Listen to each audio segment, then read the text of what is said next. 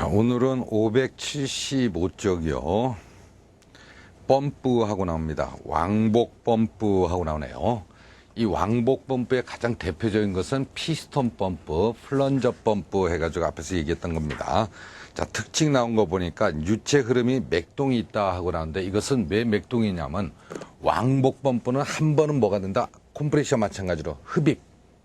그 다음에 한 번은 압축해가서 송출, 내보내는 거죠.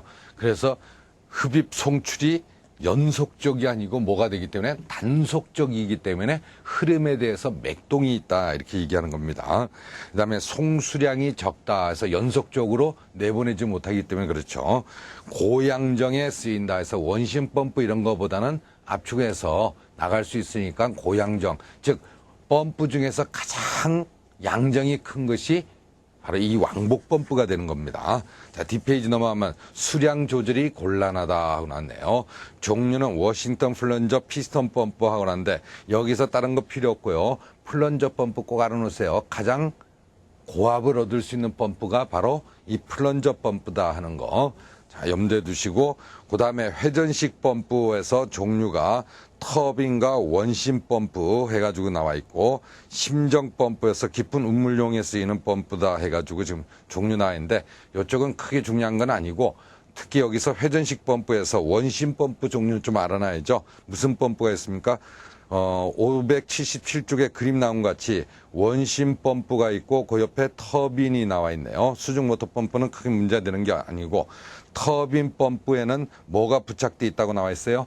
안내 날개가 부착되어 있고 안내 날개가 없는 게 무슨 펌프? 볼류트 펌프다 이렇게 얘기했습니다. 그래서 그 종류 두 가지 구분해 놓으시고 자, 여기를 잠깐 보시면 됩니다. 우리가 여기서 보면 펌프에서는 종류도 중요하지만 결국 펌프에 뭘 구해야 되는 거? 축동력 구하는 식 꼭 좀 기억하고 계셔야죠. 축동력 킬로와트를 구한다 하게 되면 킬로와트는 1000 곱하기 유량 곱하기 양정 밑에는 100이 곱하기 60 곱하기 효율 해가지고 펌프의 축동력 구하던 식이었습니다. 자, 여기에서 1000은 당연히 뭘 나타내고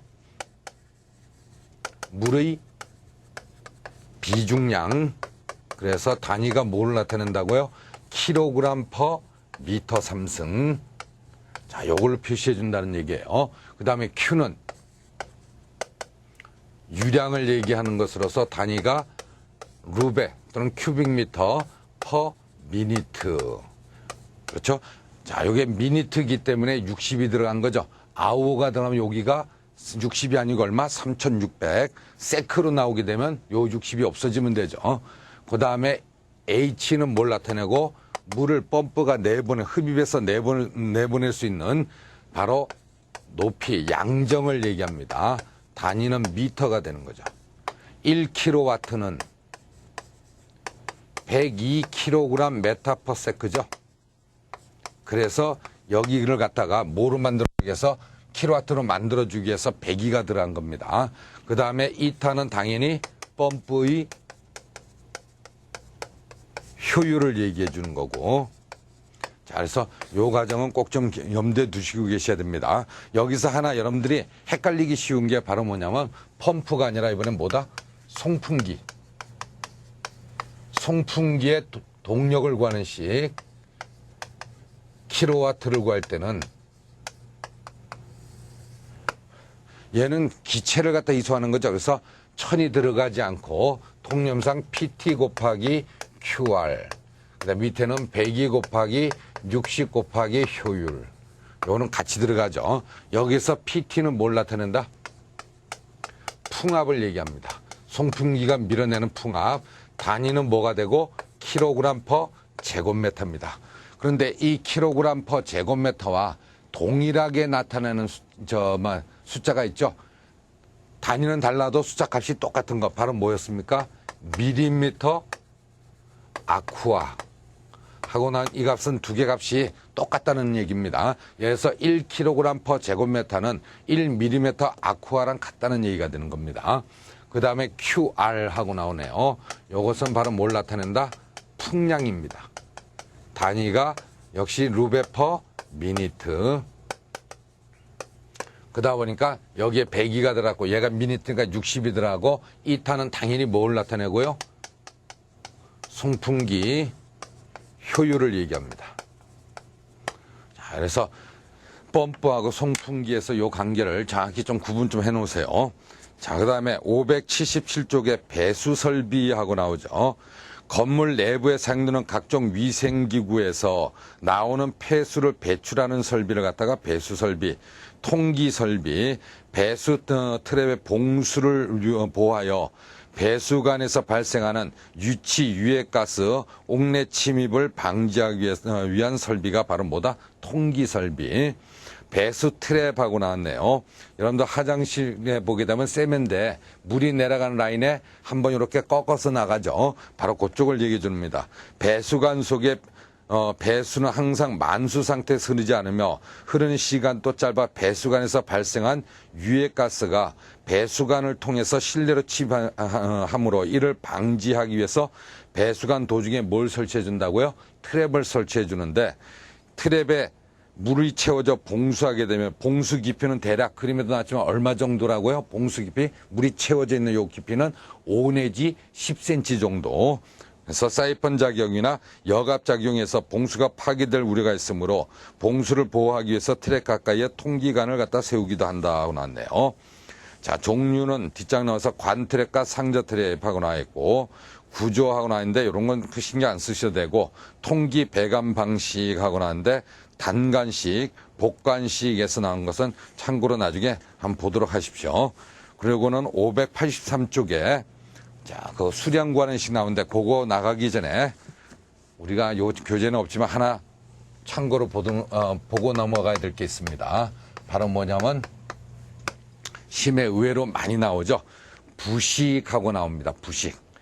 자, 이 부식에서 크게는 이제 뭐가 나오냐면 전면 부식, 두 번째 국부 부식에서 크게 요새는 두 가지로 나눠주고 그 다음에 한 가지 더 연다면 선택 부식. 그래서 이런 식으로 나눠줄 수 있다는 얘기예요. 자, 여기에 칠판을 갖다가 하나의 금속판이라고 가정을 하자는 얘기예요. 금속.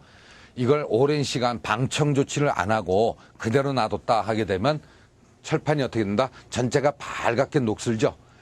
이것은 사포로 닦아내면 원래 표면이 나오게 됩니다. 자, 이런 게 바로 무슨 부식? 전면 부식입니다. 그래서 전면 부식 같은 경우는 피해 면적이 어떻다? 피해 면적이 크다는 얘기예요. 전체가 밝게 녹이 있으니까. 근데 사포 같은 걸로 닦아내면 어떻게 됩니까? 다시 원래 표면이 나오죠. 그래서 피해 면적은 크지만 반면에 피해 정도는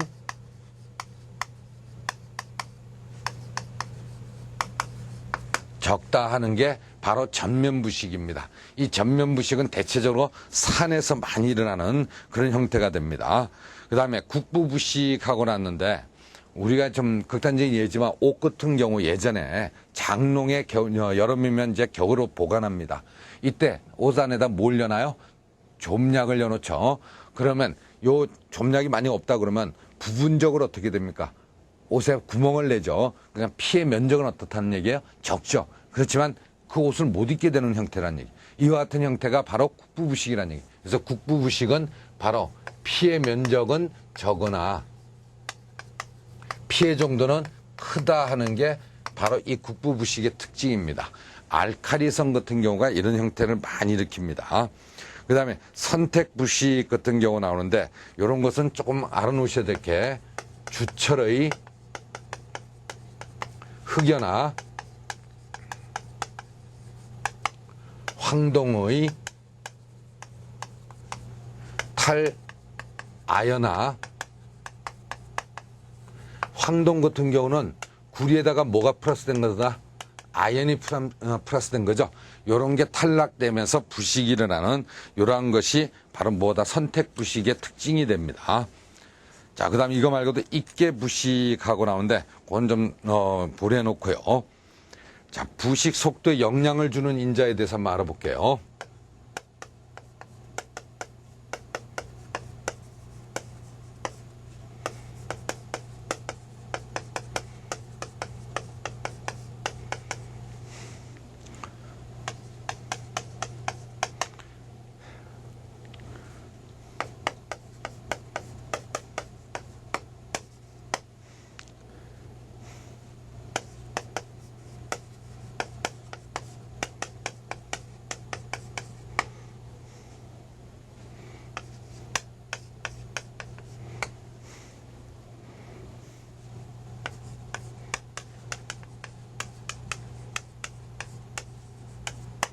이렇게 크게 네 가지로 나눠집니다. 부식 속도에 영향을 주는 인자는 뭐뭐 있다고요? 유속, 그 다음에 액의 온도의 상승, 폐하값, 산이냐 알칼리냐, 용존이온의 농도해서 크게 이렇게 네 가지로 구분해 줍니다. 자, 유속은 어떨수록 빠르면 빠를수록 뭐가 된다? 부식 속도가 증가하게 됩니다. 그래서 부식을 늦추는 방법은 광경을 크게 하는 게 좋다, 작게 하는 게 좋다. 바로 좁으면 좁을수록 면적이 작아지니까 결국 유량은 단면적 곱하기 유속이란 말이에요. 이 값이 일정하다, 유량이 일정하다고 가정을 하면 단면적이 적으면 어떻게 된다? 유속은 크게 돼야죠. 그렇죠? 바꿔 얘기해서 유속을 느리게 하게 되면 단면적은 어떻게 된다? 커져야죠. 그래서 광경이 작은 것보다 클수록 어떻게 된다? 부식 속도는 느려진다는 얘기가 됩니다. 자, 요게 바로 유속이 되고, 꼭 염두에 두세요. 유속 구하는 식은 유량은 단면적 곱하기 유속이 됩니다. 요게 이제 광경 같은 경우 구한다 그러면 유량은 단면적은 어떻게 구한다? 원의 단면적 4분의 파이 곱하기 D자승 곱하기 V하고 놔도 되죠. 요게 바로 뭘 나타낸다? 원의 면적 구하는 식이죠. 4분의 파이 곱하기 D제곱하고 하는 게 원의 면적. 요 D가 바로 뭡니까? 원의 직경을 구하는 거죠. 그래서 D 값은 어떻게 놓을 수 있다? 이게 좀 넘어가면 4 곱하기 Q가 되겠고, 밑에는 파이 곱하기 V가 되겠죠. 여기에 제곱을 띄었으니까 루트하고 씌워버리면 이게 바로 뭘 구하는 식이 된다? 광경을 구해내는 공식이 됩니다. 이것도 요 공식 자체도 관인도 출제 문제 한번 나왔던 거예요. 자, 유속하고 나오고, 그 다음에 온도가 상승되면 부식 속도는 어떻게 된다? 당연히 증가하게 되고, 폐하값하고 나왔는데 pH에 대해서 한번 알아보도록 할게요. 여기가 1이고 여기가 14라고 하자는 얘기예요. 가운데를 7 했을 때 요 7이 바로 뭐가 된다? 중성. 그 다음에 1쪽으로 숫자가 작아질수록 뭐가 커진다? 산성이 커지는 겁니다. 반면에 14쪽으로 갈수록 뭐가 커지고? 알칼리성이 커진다는 얘기예요. 그래서 이 산이 커지면 아까도 얘기했지만 무슨 부식 쪽으로 많이 일어난다? 전면 부식 쪽으로 많이 일어나고, 그 다음에 알칼리 쪽으로 갈수록 무슨 부식이 많이 일어난다? 국부 부식이 많이 일어난다. 이렇게 보시면 됩니다.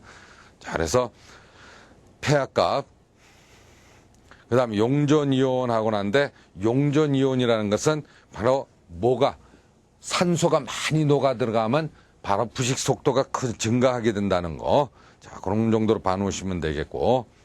자, 부식 방법에서 환경 처리에 의한 방식이 있고, 부식 억제제 첨가하고 나오는데, 이런 건 크게 신경 쓰지 마시고요. 부식에 대해서 한번 알아보도록 하는데, 가스에 대한 부식이요. 일단 산소 같은 경우는 산소와 화학 반응에서 부식이 일어난다 하는 것을 갖다가 우리는 뭐라고 그런다? 산소와 화학 반응을 일으키는 것을 갖다가 산화작용이다 이렇게 얘기합니다. 그래서 이 산소 화학 반응 부식 속도가 빨라지죠. 여기에서요, 내산화성 물질 산소와 반응을 갖다가 억제시켜주는 내산화성 물질에는 주로 뭐가 있냐면 규소, 알루미늄, 크롬 이런 물질들이 내산화성 물질이 됩니다. 이런 건 좀 참고로 알아놓으시고요.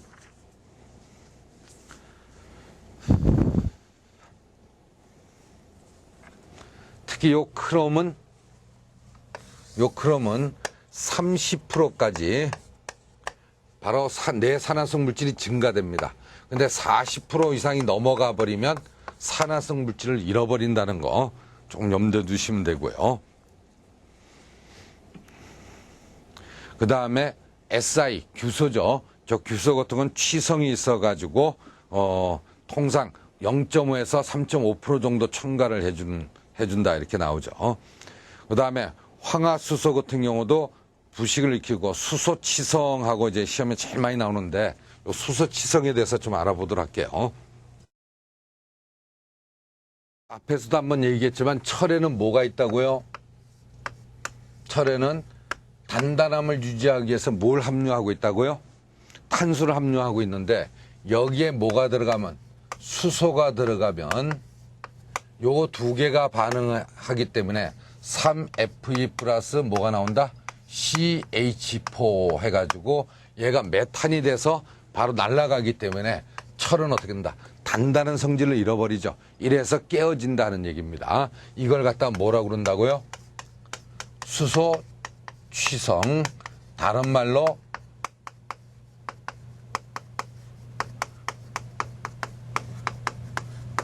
뭐라고 그런다고요? 이걸 탈탄작용 이렇게 얘기해 줍니다. 이건 아무 때나 일어나는 게 아니라 바로 어느 때 고온 고압 시에만 일어나는 겁니다. 자, 그거 좀 염두에 두세요. 수소치성. 반면에 표면에 질소가 들어가서 일어나는 것은 바로 무슨 작용?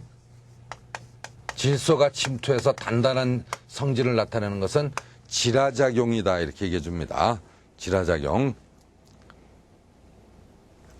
자, 표면에 탄소가 입혀지면 뭐가 된다고요? 탄소가 들어가면 침탄. 그래서 단단한 성질을 나타내고, 질소가 들어가면 뭐가 된다? 질화작용. 그래서 간혹가다 시험에 많이 나옵니다. 질화작용. 이거하고 탈탄작용을 두 개를 동시에 일으킬 수 있는 물질은 하고 잘 물어봅니다. 그게 바로 뭐냐? 탈탄작용, 수소치성을 일으키는 건 무슨 성분? 수소 성분이죠. 질화작용을 일으키는 건 뭐다? 질소란 얘기예요. 이 두 개가 합쳐져 있는 바로 뭐? 암모니아가 바로 뭘 일으킨다? 질화작용하고 그 다음에 여기 나온 대로요. 탈탄작용. 이 두 가지를 다 일으킬 수 있는 물질이 바로 뭐가 된다고요? 암모니아다 이렇게 얘기합니다.